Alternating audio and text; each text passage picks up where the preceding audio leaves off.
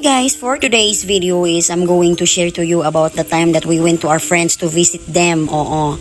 So ngayong araw guys, pupunta kami doon sa aming kaibigan kasi kapapanganak lang niya. Pero hindi kami nakapunta noong mga ilang weeks pa lang si baby kasi there was a time na yung husband ko ay hindi feeling well. So much better nagstay na lang kami sa house at saka maulan din. So not good for our family. Pero this time, pumunta kami doon sa bahay nila. Kami lang ng asawa ko at saka ng mga anak ko. Kasi yung kapatid ko na usually kasama ko guys ay wala dito sa bahay namin. Kasi umuwi sila sa kanila. So it's okay kasi babalik din naman yun sila no. So ayan, excited ako dito kasi makikita ko na si baby number 2 and it's a baby girl. Oo. Grabe jud uy. Nakuan jud siya ba? Like nung nabuntis ako, una ako nabuntis sa kanya nung nag 5 months yung tummy ko. 5 months pa yun or mga 6 months ay nabuntis din siya. So ayan, nung nanganak ako buntis pa siya pero ngayon mga nagpa 5 months na si baby, nagwa 1 month na ang kanilang baby din. It's a baby girl. Ang pangalan niya ay Amy, o diba? So ayan guys, malapit na kami sa kanilang tinitirhan. So matagal-tagal na din guys na hindi kami nakapunta sa kanila. Like the last time na pumunta kami doon, parang buntis pa ako, tsaka buntis pa rin yung kaibigan ko. So ngayon, pareho na kaming may anak. Oo. May anak naman siya, panganay niya mga 3 years old na. So dalawa lang yung baby niya kasi ayaw na niyang magkaanak ulit. Oh, padidi time. Nami sa kwarto sa kong amiga. Grabe ka kuan. Grabe jud niya akong anak, gusto man mo higda. Nang warto mi. Bus go round and round into that town. Is it good? Yeah, I think it's a very good show chat. Show chat, dude. Show chat. Why you there? Mugara man pansinon. Dili na pansinon. Jesus Ginoo ko. Nice.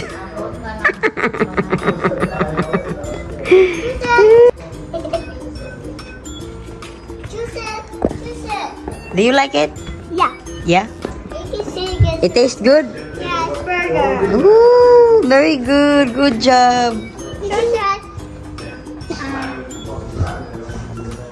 Mura, naghinungitay na ni. Did you cook that? Yeah. Is it cooked very well? Yeah. Oh, give that one Joseph and then you have yours. Diba? Mommy, I like Edward, Awiles, come here. one hour. Okay. Nga naman na. Okay, awa, daghan kay kag mga kuan ay, oh. Daghan kay kag imong ilong. What happened to your nose? It was for me. Edward punch you? Yeah. You share. It's not yours, that's a problem. So ayan guys, hindi na kami nagtagal doon kasi my husband is still not feeling well that time pero kinaya namin kasi may ibibigay kaming diaper. Lumalaki na si baby, hindi pa naibigay yung newborn diaper na kanang sobra ni Juan ba Jamie. So mao to. And then this time nag-ano na ako, nagpack na ako ng bag. Inilagay ko na sa tuktok namin kasi as soon as I'm done, sasabihin ko sa husband ko na pwede na tayong umuwi. Kasi sabi ng husband ko na he's getting tired na kasi at that time talaga he's still not feeling well pero ayan, kailangan naming pumunta doon. So ayan. Nagbitbit naman lagi ka. Hi Josie. Say hello to my vlog. Say hello. Say hi. Say hello. Say hello. Thank you for watching. Thank you for watching. My eyes. Thank you. My eyes. Oh, Ginoo ko. Sige, thank you for watching. Thank you for watching. Joseph, hello to my vlog. Thank you, Brad. Thank you for the watching. Thank you. Hello. Tiger. This is Brad. Tiger. It's his burger. Bye-bye. See ya. Hug. Willis, hug Willis. Hug Edward. Hug. Hug. So, si pangyaway, murag mga mukro niya mag-hug ba? Sweet kaayo. Ay. Abaw. Say sorry. Hug. Say sorry. My keys are on it, otherwise I don't know what's Okay. I'm gonna wait till we get to the middle of the. Bye-bye, Joseph. Sit down. Bye, thank you. Bye bye. Thank you. So ayan na guys, umuwi na nga kami at this time. I'm tired also. I want to sleep. I couldn't sleep because my children, I have to watch them kasi kami lang yung nakasakay sa likod ng tuktok namin. So ayan, yung anak kong isa at yung si Edward ay nag-sparring. So ayun ang nangyari sa mukha. Sus, ginoo ko. Hindi naman yan sinasadya pero bakit ang sakit-sakit sa akin ng ganun. Hindi ko naman sila nakita na nag-sparring kasi I'm taking care of the little one. Nagpadidi kasi ako. Tapos ayun, nung lumabas ako, diyan ko nakita yung may siya. May scratch siya sa mukha. Tapos sinanong ko siya, anong nangyari?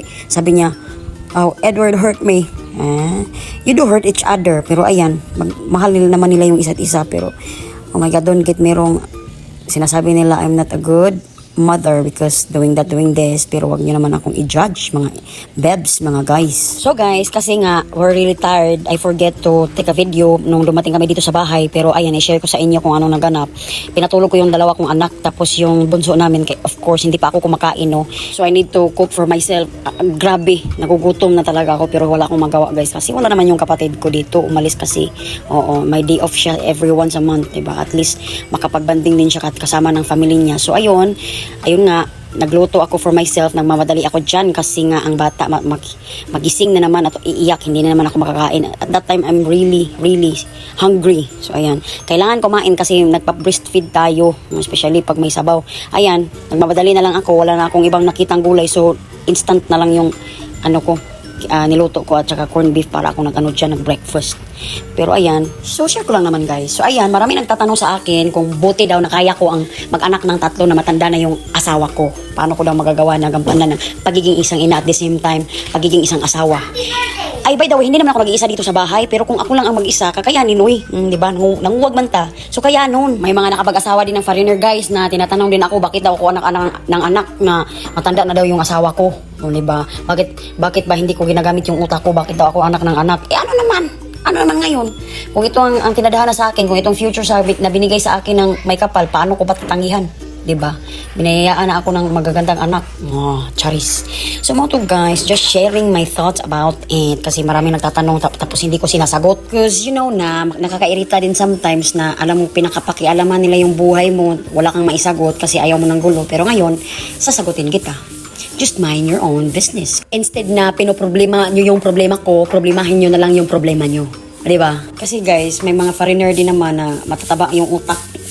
May mga pilingon, feeling gwapo, feeling rich, nandyan na lahat. May mga foreigner din na manginsulto sa'yo na hindi mo nalalaman because especially you don't know how to speak English very well and tapos hindi mo alam yun.